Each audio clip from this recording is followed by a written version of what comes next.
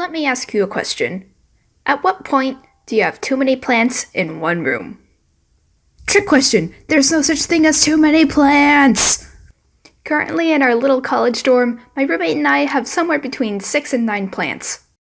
I'm giving a range because some of them look like they're dividing into 2 plants and should probably be put into separate pots.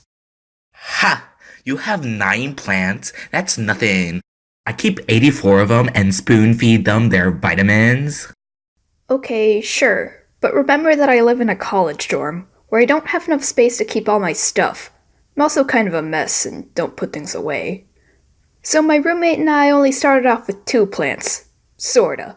At our university, we have this thing called Quad Day, where a whole bunch of student organizations set up booths to try to recruit freshmen, sometimes by giving out free stuff. So naturally, I went with my roommate and her sister. We brought bags. There was this one booth with a big crowd around it. We took a closer look and it was the horticulture club. And they had free plants. I need one. Me too. So we came home with 2 spider plants. We named them Webster and Borscht.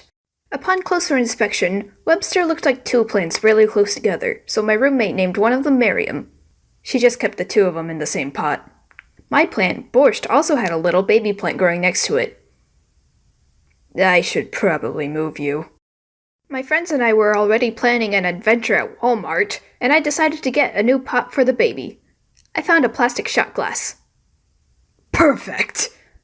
I'm gonna name you Vodka because you live in a cheap shot glass and you're a baby.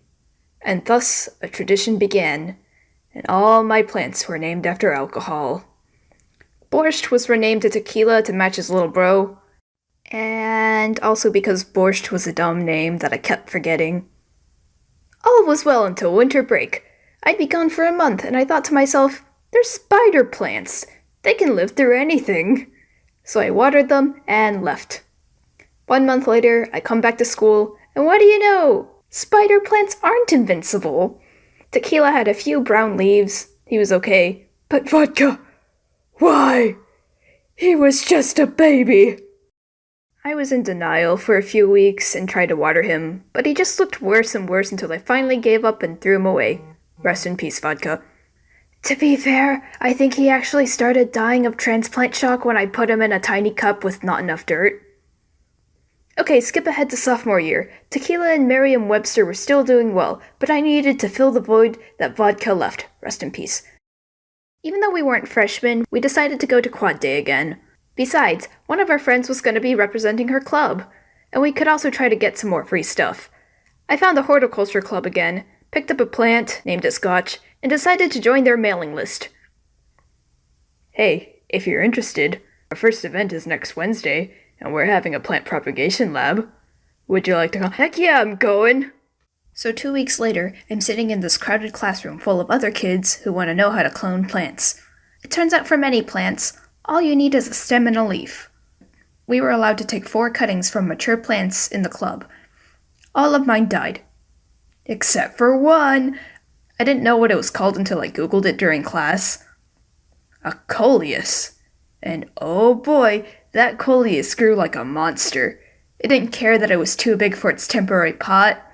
I gave him a bigger one, and he took it as a cue to start a new growth spurt. I named him Bourbon. I also bought a few seeds because I wanted to start an herb garden, but was too impatient to wait till spring, and planted some chives. He likes to pretend to die. But I know it's not really dying because he's still growing new leaves. I called this one Mojito. Yeah, these names are arbitrary and I know nothing about alcohol. That's all the plants I currently have. The numbers will steadily rise. The other day I was talking to some friends on Discord about them and telling them all their names, and one of my friends said, I see drinking in your future. Could this be a sign? Maybe there's something tucked into my subconscious. Maybe the name of my houseplants represents inner desires that I've buried away. Because of the stress of being an engineering student, I'm mentally weak and it's surfacing.